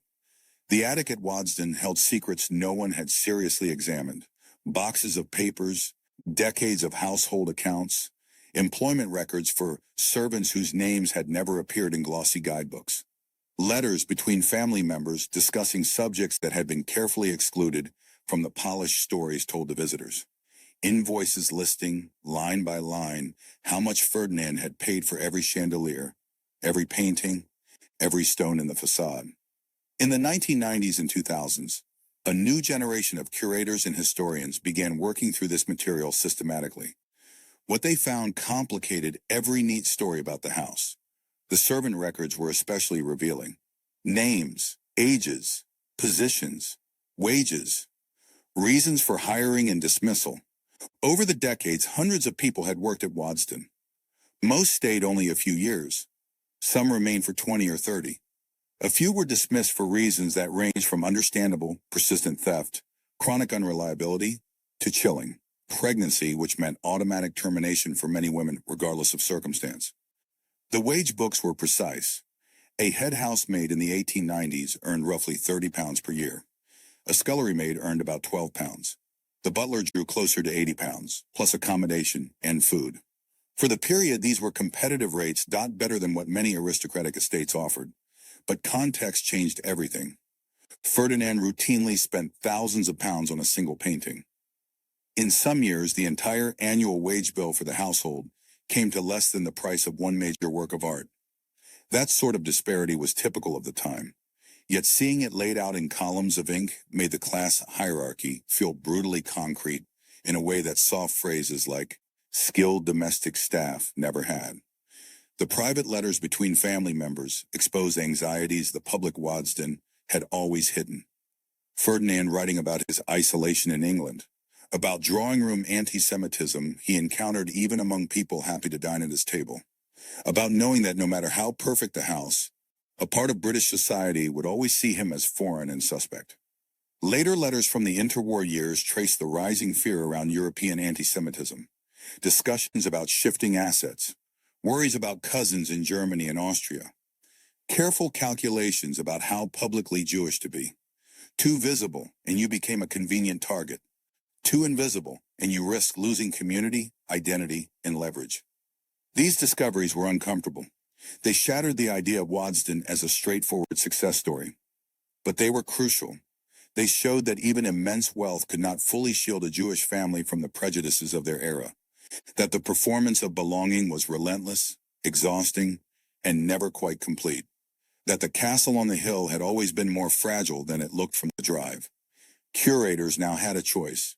Keep telling the sanitized version, gorgeous house, impeccable taste, the end, or thread these tougher truths into tours and exhibitions. They chose to widen the story, gradually, carefully, but deliberately. New interpretive panels appeared, texts that named and described the servants who kept the house running, exhibitions that explored Ferdinand's experience as a Jewish immigrant in Victorian England, tours that talked frankly about the family's wartime history, both as targets of Nazi persecution and as contributors to Britain's war effort. For some visitors, this was unwelcome. They arrived wanting a fairy tale, elegant rooms, glittering chandeliers, an uncomplicated fantasy of how the other half lived. They did not want to think about class exploitation, religious prejudice, or the moral tangle of banking of fortunes. Others reacted very differently. Younger visitors in particular responded strongly to the honesty. They appreciated that the house was not pretending, that it acknowledged the servants' labor, that it named the prejudice Ferdinand had faced, that it dared to ask what all this beauty had cost and who had ultimately paid. Waddesdon began working with scholars whose topics it had once avoided. Labor historians studying Victorian domestic service, researchers documenting anti-Semitism in Britain, specialists in the history of wealth, inequality, and old money. The house opened its archives and invited difficult questions instead of dodging them. Some findings surprised even the curators. Evidence that Ferdinand, on certain issues, was more progressive than many of his peers, supporting women's education, funding scholarships and civic projects. Alongside that sat evidence of the everyday cruelty baked into the system he inhabited. Servants dismissed without references for minor infractions, effectively blacklisted. Lives overturned by decisions taken in a moment by employers who would never see the consequences. The continuing involvement of the Rothschild family meant these revelations required tact. This was still, in an important sense, their story. Yet to their credit, the family largely backed the more honest approach. They understood that real respect comes from telling the whole story, not just the flattering fragments. Dorothy de Rothschild's decision to bring in the National Trust had made this evolution possible. Once Waddesdon stopped functioning as a private residence serving current family needs, it was no longer necessary to maintain a flawless social facade. The pressure to use the house as a live status symbol eased. What remained was history. Messy, morally ambiguous, deeply revealing history, the kind that resists simple heroes and villains and instead shows real people making hard choices inside structures that constrained everyone, but trapped some far more tightly than others. Waddesdon was not alone in this reckoning. Historic houses across Britain were also re-examining their origins, acknowledging the labor that built them, the colonial and financial systems that funded them, the hierarchies that kept them going. Yet Waddesdon added layers many other estates lacked. The Jewish story, the immigrant story, the particular vulnerability of being both extremely wealthy and persistently targeted. The way anti-Semitism and class shaped every decision, even for those with staggering resources. The tours changed. The exhibitions shifted. The house became less about uncritically celebrating old money and more about examining it, taking it apart, understanding its mechanics and consequences, and asking what lessons it leaves behind. Some visitors still come simply to see beautiful rooms. That is fine. The rooms are still beautiful. But more and more people arrive wanting to know what those rooms mean, what they stand for, what and whom they cost, who built them, who served in them, and what happened to all of those people when the music stopped. At last, the house is prepared to answer, fully, honestly, and without looking away. By the time Waddesdon Manor was complete, the house itself had already made its statement. But a house, however impressive, is only ever as important as the people who pass through its doors. To understand Waddesdon's place in British life, we must now turn away from stone and ornament and focus instead on movement. Who arrived here? Why they came? And what it meant to be invited. Because in elite Britain, an invitation was never just social. Access is the first layer of power.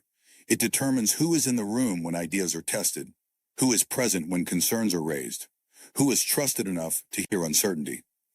And at Waddesdon, access was carefully managed, not through exclusion for its own sake, but through selection based on relevance. Ferdinand de Rothschild was not building a social circle. He was building a network, and networks require intention. Baron Ferdinand de Rothschild occupied a rare position. He was a financier by inheritance, a politician by office, and a cultural patron by temperament. This combination mattered. He was not isolated within one sphere. He moved between them, and Waddesdon Manor became the physical expression of that movement. It was a place where finance could meet politics without formality, where diplomacy could intersect with culture without agenda, where people from different worlds could find common ground. This bridging function was Waddesdon's greatest asset. It was not aligned with a single interest. It was aligned with the system itself. Among Waddesdon's regular guests were senior figures from British political life. Liberal politicians were particularly prominent, reflecting Ferdinand's own alignment. These were men who shaped debate, influenced policy direction, and advised leadership. They did not come to Waddesdon to make decisions. They came to test ideas, to listen, to sense opinion, to understand financial realities beyond the chamber.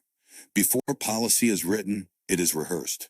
And rehearsal happens in spaces where failure carries no consequence, where uncertainty can be expressed without judgment, where questions can be asked without appearing weak. Waddesdon provided that environment, and politicians valued it for exactly that reason. Diplomats were frequent visitors, British representatives, continental envoys, individuals accustomed to reading between lines. For them, Waddesdon offered something valuable, insight into Britain's unofficial conversations, what concerns were emerging, which ideas were gaining traction, where resistance might lie. Nothing formal, everything informative. Diplomacy thrives where people speak freely, and Waddesdon, by design, encouraged free speech. Not in the sense of public declaration, but in the sense of private candor. Diplomats could gauge British sentiment, test continental perspectives, understand where British policy might move before it moved. This intelligence was never documented, but it was real, and it shaped how diplomats reported back to their own governments. Finance was never absent from Waddesdon. Bankers, investors, and economic advisors appeared regularly. This was not lobbying. It was familiarity. Finance and government in Victorian Britain were deeply interconnected.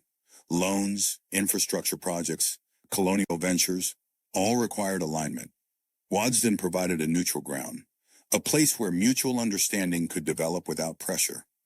Alignment often matters more than agreement. Finance needed to understand government priorities.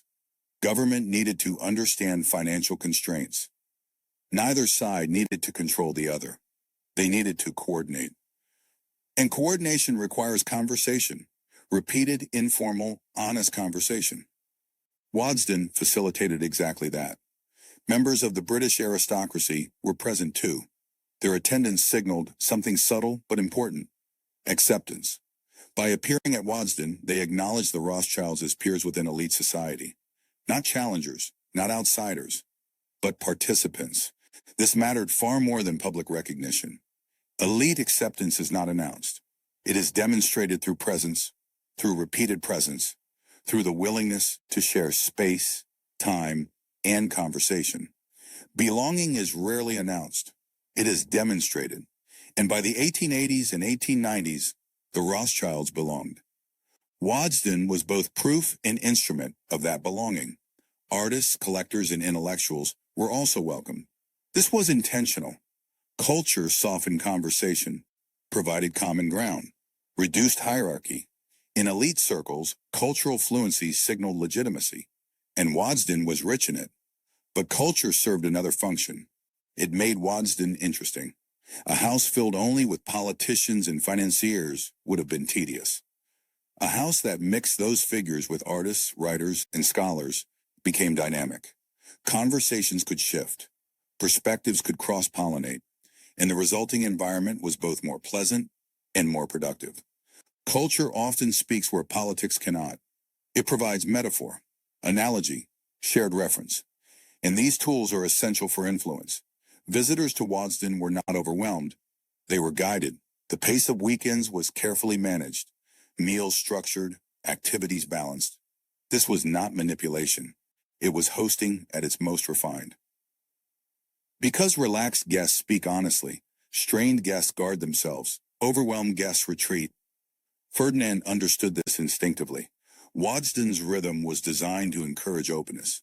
Mornings for individual activity, afternoons for optional gatherings, evenings for structured dining.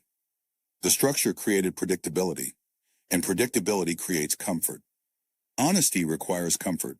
Without comfort, people default to formality, and formality, while necessary in public life, blocks the kind of conversation Waddesdon was designed to facilitate. Influence rarely forms in a single meeting. It develops over time. Waddesdon's importance lay in continuity. Guests returned, conversations resumed, relationships deepened. This was not coincidence. It was design. Ferdinand cultivated long-term relationships. He did not seek immediate results. He built foundations, and foundations require time. Trust is cumulative.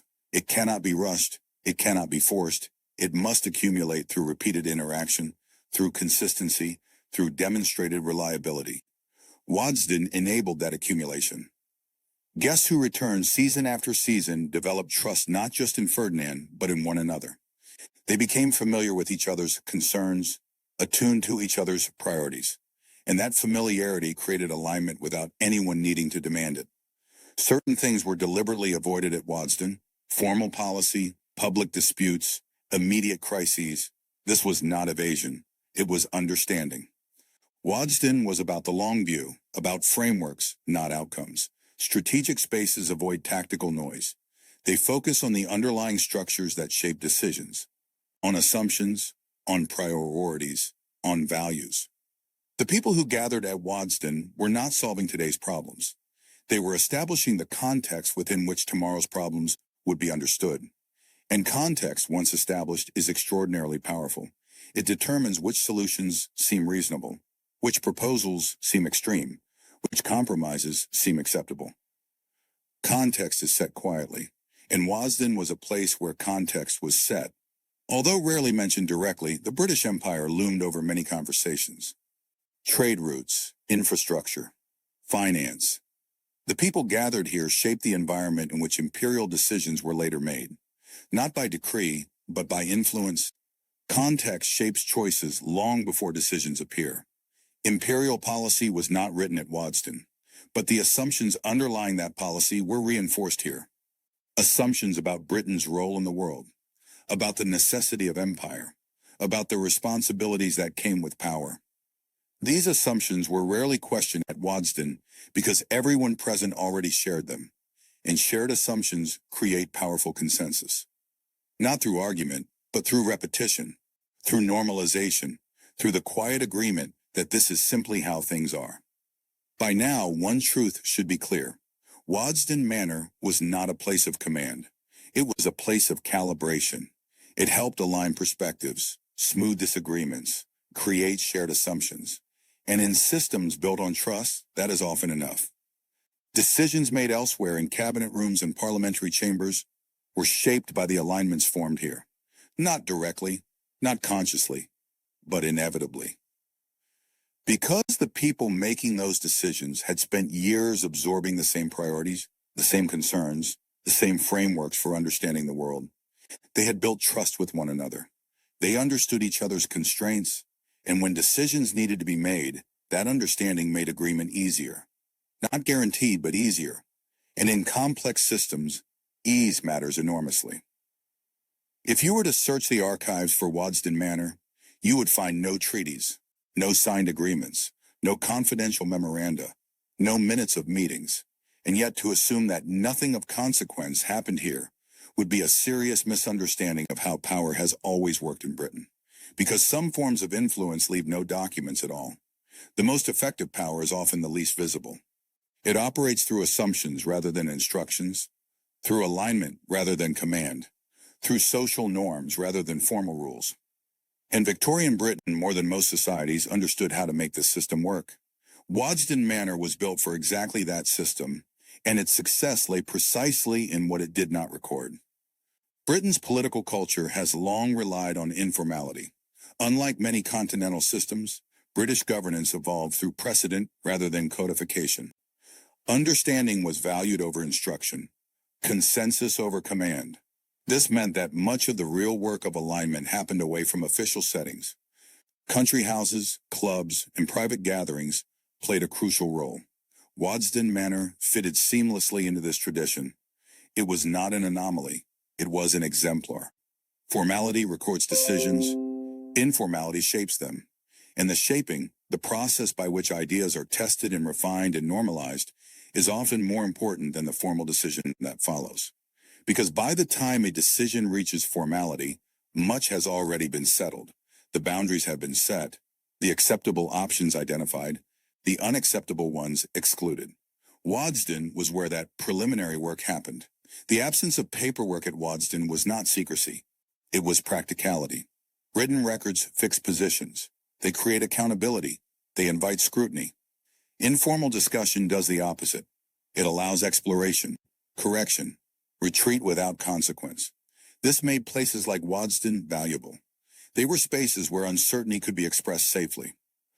People speak most honestly when there is nothing to quote, when they know their words will not be recorded, when they can think aloud without committing themselves.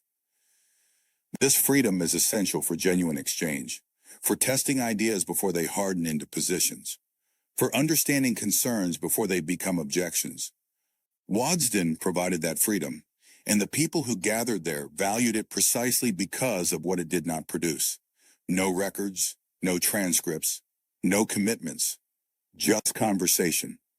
At Waddesdon, the most important exchanges happened during meals. Not speeches, not debates, conversation. The Victorian dinner table was structured but relaxed. Seating arrangements mattered, pacing mattered, atmosphere mattered. Hosts could subtly guide discussion without directing it. This was not manipulation. It was social intelligence. Conversation is often the first draft of policy. Ideas emerge, questions surface, concerns are raised, and through the back and forth of conversation, rough ideas are refined. Implausible suggestions are gently discouraged. Promising directions are encouraged. None of this is recorded, but all of it shapes what happens later in formal settings when decisions must be made. The dinner table at Waddesdon was where many of Britain's policy directions were first tested. not decided, tested. And testing in a safe environment prevents costly mistakes in public ones. No one arrived at Waddesdon to be persuaded. That would have been counterproductive. Instead, guests encountered perspectives gradually, through anecdotes, shared concerns, casual observations. Ideas gain familiarity before they gain support. And familiarity is powerful. Ideas are most persuasive when they feel self-generated, when people believe they have arrived at a conclusion independently. Waddesdon created conditions where that could happen, where ideas could be introduced subtly, where concerns could be raised gently, where alternatives could be explored without pressure, and over time, through repeated exposure, certain ideas became familiar, comfortable, obvious. By the time they appeared in formal settings, they no longer seemed novel. They seemed natural, and natural ideas face far less resistance than novel ones. One weekend rarely changed anything, but repeated visits did. Over time, patterns emerged. Who agreed? Who hesitated? Where resistance softened. Waddesdon allowed these patterns to form naturally. No pressure, no deadlines. Just continuity. Influence accumulates quietly. A single conversation might plant a seed. A second conversation might water it. A third might allow it to bloom. None of this happens quickly, but it happens reliably. And Waddesdon's great advantage was time. Guests stayed for days, not hours. There was no urgency. This allowed ideas to settle, and settled ideas are more durable. Time turns suggestion into conviction. When someone hears an idea once, in passing, it makes little impression. When they hear it again from another person in a different context, it gains weight. When they hear it a third time and realize that multiple intelligent people share this view, it becomes persuasive. Waddesdon's extended weekends allowed this process to unfold naturally. Ideas could be introduced on Friday evening, revisited on Saturday afternoon, explored more deeply at Sunday lunch. By Monday morning, when guests departed, certain ideas had moved from suggestion to assumption. And assumptions travel. They shape how people think about other issues. They influence conversations elsewhere. They become part of the invisible framework through which policy is understood. It is essential to be precise. No decisions were taken at Waddesdon. What happened instead was direction setting. Boundaries were defined, expectations clarified, assumptions aligned. By narrowing options, power guides outcomes. This is more subtle than command, but often more effective. If 10 options exist, an informal conversation eliminates 6 of them before formal discussion begins. The decision appears open while actually being constrained. Waddesdon excelled at this kind of preliminary work, not by declaring which options were unacceptable, but by creating consensus around which options were unrealistic, impractical, inconsistent with other priorities. By the time formal decision-making began elsewhere, much had already been settled, and the settling happened through conversation, not decree. Parliament was public, adversarial, performative. It rewarded clarity, not uncertainty. Waddesdon offered the opposite. Ambiguity was allowed. Doubt was respected. Listening was valued. These conditions are essential for genuine influence. Influence requires safety. Safety to be uncertain. Safety to change one's mind. Safety to explore ideas without committing to them. Parliament provided none of these safeties. Waddesdon provided all of them. And because it did, the people who gathered there could engage in conversations that would have been impossible in formal settings. They could admit concerns, test assumptions, explore alternatives, and through that exploration, they could arrive at understanding that formal debate could never produce. What Waddesdon represents did not end with the Victorian era. The mechanism persists. Private retreats, informal summits, unrecorded conversations. The setting changes. The method does not. Systems that work rarely disappear. In the 20th century, country house weekends continued. In the 21st century, they have been supplemented by corporate retreats, private forums, invitation-only conferences. The language has changed. The technology has changed. But the underlying dynamic remains. Small groups of influential people gathering in comfortable settings, speaking freely, building trust, aligning assumptions. No records, no publicity, no formal outputs, just relationships. and relationships over time shape everything else. Modern audiences often look for evidence, documents, recordings, proof, but influence is rarely provable. It is experienced. Waddesdon reminds us of that. It challenges our assumptions about how power works. We want to believe that power is visible, that it leaves traces, that it can be documented and therefore challenged.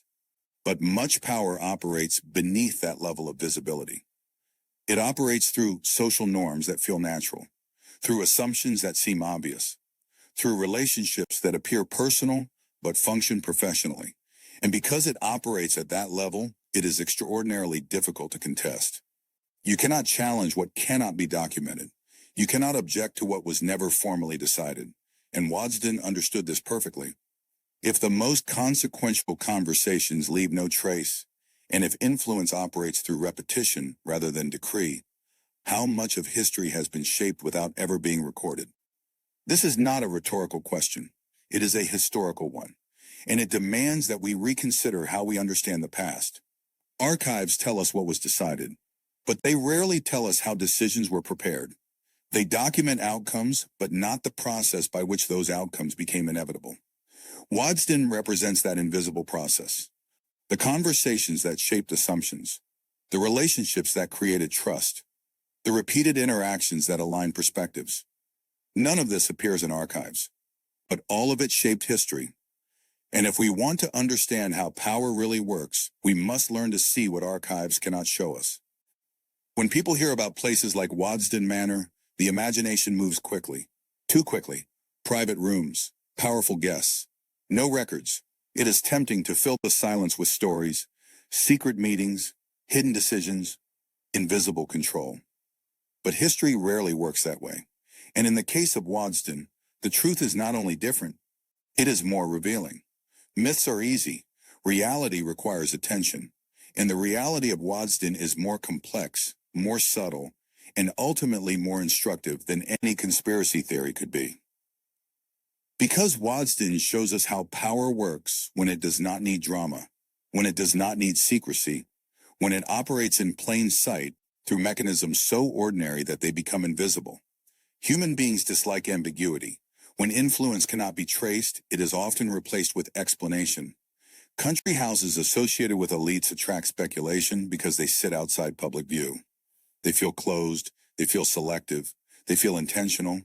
And Waddesdon was all of those things. But intention does not equal conspiracy. Exclusion alone is enough to create suspicion. When a space is private, when access is controlled, when outcomes cannot be easily traced to inputs, people construct narratives to fill the gap. These narratives are almost always more dramatic than reality. They feature secret cabals, hidden agendas, conspiracies of control. And while these stories are compelling, they obscure more than they reveal, because they suggest that power requires secrecy, that influence requires conspiracy, and Waddesdon proves otherwise. This is the most common assumption, that Waddesdon was a place where decisions were taken behind closed doors. There is no evidence for this. No legislation originates here. No treaties bear its imprint. No official policy can be traced to these rooms. That absence is not accidental. It reflects how the house was used. Power does not always take responsibility, and Waddesdon's influence lay precisely in its refusal to take responsibility. It was not a decision-making body. It created no formal outputs. It produced no declarations. And yet it shaped the people who did make decisions, and that is a different kind of power entirely, more subtle, more durable, and ultimately more effective than formal authority. What happened at Waddesdon was slower and subtler. Guests arrived with opinions, they left with context, they encountered arguments they had not considered, concerns they had not prioritized, constraints they had not fully understood. No one instructed them. They adjusted themselves. Influence works best when it feels voluntary, when people believe they have changed their own minds, when they cannot point to a moment of persuasion because the persuasion happened gradually, through accumulated conversation, through repeated exposure, through the slow accretion of perspective. Waddesdon mastered this form of influence. It did not change minds in a single conversation. It shaped thinking over time. And that shaping, invisible and undocumented, was far more powerful than any single decision. This idea appears frequently, often detached from evidence. The Rothschilds did not control Britain. They were not politicians in power. They did not command institutions. What they possessed was access, and access is not the same as control. Access opens doors. It does not decide outcomes. The Rothschilds could speak to ministers. They could offer perspectives. They could provide information, but they could not compel action. Their influence depended entirely on their ability to be useful, to provide value, to understand constraints, and they succeeded because they recognized those limits. They did not demand. They did not threaten. They participated. And participation, over time, created relationships that formal power could never produce. The Rothschilds worked within Britain's political and financial framework. They advised, they financed, they participated. They succeeded because they understood the system and respected its limits. Waddesdon reflected that understanding. Longevity requires restraint. Families that overreach destroy themselves. Families that demand too much create resistance. The Rothschilds understood that their influence depended on trust, and trust requires restraint. It requires understanding when to speak and when to listen, when to act and when to wait, when to offer advice and when to defer to others. Waddesdon was a physical manifestation of that restraint. It was impressive but not intimidating. It was exclusive but not forbidding. It created access without creating obligation. And that balance, carefully maintained, allowed the Rothschilds to remain influential for generations. Waddesdon was private. It was not secret. Its existence was public. Its owner was known. Its guests were recognizable figures. There was no hidden organization operating here. What made it opaque was not secrecy, but informality. Informal systems are often mistaken for secret ones. When people cannot see how something works, they assume it must be hidden. But informality is not secrecy. It is simply a different mode of operation. Informal systems rely on trust rather than rules, on relationships rather than procedures, on understanding rather than documentation. Waddesdon operated informally because informal systems were more effective for its purposes. They allowed flexibility, they allowed adaptation, they allowed conversations that formal settings could never accommodate. None of this required secrecy. It simply required privacy, and privacy in Victorian Britain was a norm, not a conspiracy. Modern audiences are accustomed to transparency. We expect minutes, records, accountability. The Victorian elite operated differently. They trusted social bonds, personal reputation, mutual dependence. Waddesdon belonged to that world. Different eras require different lenses. We cannot judge 19th century systems by 21st century standards. We must understand them in their own context. And in that context, Waddesdon was not unusual. It was typical of how elite Britain functioned. Country house weekends were normal. Private conversations were expected. Informal alignment was how the system worked. Waddesdon was not an exception. It was an example. And understanding it requires us to set aside our contemporary expectations and see it as its contemporaries saw it. As a well-run house, a pleasant gathering place. A space where relationships could deepen and understanding could grow. The unsettling reality is not that Waddesdon hid power. It is that power did not need to hide. The people who gathered here shared education, values, and assumptions. They rarely needed to argue fundamental points. They already agreed on the shape of the world. Consensus can be more powerful than coercion. When people share assumptions, they do not need to be controlled. They reach similar conclusions independently needed to argue fundamental points. They already agreed on the shape of the world. Consensus can be more powerful than coercion. When people share assumptions, they do not need to be controlled. They coordinate naturally. They reach similar conclusions independently. They support one another without being asked. And this kind of alignment, based on shared worldview rather than shared orders, is extraordinarily durable. It survives changes in government. It persists across generations. It shapes institutions without appearing in their rules. And it is far more powerful than any conspiracy could ever be, because it does not require coordination. It is coordination. Although the Victorian era has passed, the mechanism remains familiar. Private retreats, Invitation-only forums, unrecorded conversations, the setting changes, the method endures. Power adapts faster than institutions. In the 20th century, country houses gave way to corporate retreats. In the 21st century, those retreats have been supplemented by global forums, private conferences, invitation-only summits.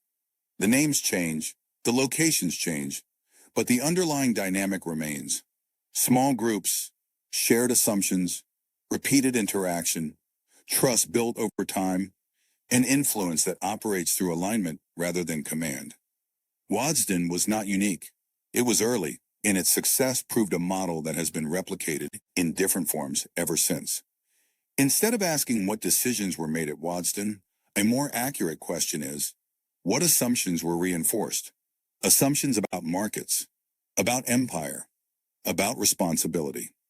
Those assumptions traveled outward into formal decision-making spaces. Assumptions rarely appear in archives, but they shape everything that does appear. They determine which options seem reasonable and which seem extreme. They establish the boundaries of acceptable debate. They create the context within which decisions are made. And Waddesdon reinforced assumptions that shaped British policy for decades. Not by producing policy documents, but by creating an environment where certain assumptions became comfortable, natural, obvious.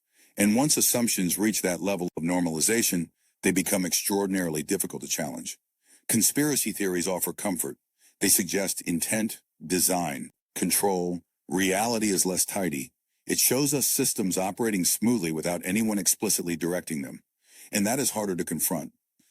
Systems do not need villains to function. They need alignment. They need shared assumptions. They need people who trust one another enough to coordinate without formal instruction. Waddesdon provided exactly that. It created alignment. It reinforced assumptions. It built trust. And the system that resulted operated smoothly not because anyone controlled it, but because everyone within it understood their role, understood the constraints, understood the priorities, and acted accordingly. This kind of system is far more stable than any conspiracy, because it does not depend on secrecy. It depends on consensus. And consensus, once established, is self-reinforcing. Waddesdon does not explain everything. It reflects something, a style of influence that relies on belonging rather than command. It asks us to reconsider where power actually lives, not in offices, not in formal institutions, but in the spaces between them, in the relationships that connect them, in the assumptions that guide them. If influence is embedded in social systems, and if those systems operate without records, how do you ever challenge them? This is not a rhetorical question. It is a practical one, and it is one that remains relevant today. Because the mechanisms that made Waddesdon effective have not disappeared. They have evolved, they have adapted, but they persist. And understanding them, seeing them clearly, is the first step toward engaging with them critically. Toward asking whether the systems that worked for Victorian Britain serve our purposes today. Toward deciding whether alignment based on shared elite assumptions is the kind of power we want shaping our world. When Baron Ferdinand de Rothschild died in 1898, Waddesdon Manor did not lose its meaning. It changed it, because the true measure of influence is not what happens while someone is present, but what continues after they are gone. Power is most successful when it outlives its owner, and Waddesdon proved that principle repeatedly, through changes in ownership, through changes in century, through changes in Britain itself. The house survived, and in surviving, it demonstrated something essential about how influence works, that it is not personal, it is structural, that it is not individual, it is systemic, and that once established, it can persist far beyond the intentions of any single person. Ferdinand left Waddesdon to his sister, Alice de Rothschild. This transition mattered. Many great houses faded after their founders died. Waddesdon did not. Alice understood the role the house played, not as a monument, but as a functioning social environment. She preserved its character, its standards, its discretion. Preservation is a form of strategy. It signals continuity. It demonstrates that a legacy will not be abandoned. It reassures those who have invested time and trust that their investment was not misplaced. Alice maintained Waddesdon as Ferdinand had established it.